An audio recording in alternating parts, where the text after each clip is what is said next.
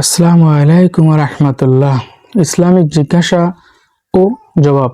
আজকের প্রশ্ন, আমাদের চলতি অ্যাকাউন্ট থাকে, চলতি অ্যাকাউন্টে কখনো টাকা আসে কখনো যায়। মনে করেন হয়তো আজকে আমি জাকাত দেব, তো গতকাল কিছু টাকা অ্যাকাউন্টে চলে এসেছে, তো আমার এই টাকারও জাকাত দিতে হবে কি না?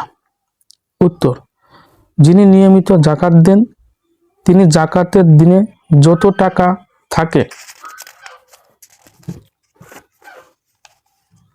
পুরোটা হিসাব করে জাকাত দেবেন। এটাই সহজ এবং অধিকাংশ ফকির মত, কারণ প্রত্যেক টাকার বছর পূর্ণ করা অনেক ঝামেলার ব্যাপার। দেখার জন্য অসংখ্য ধন্যবাদ।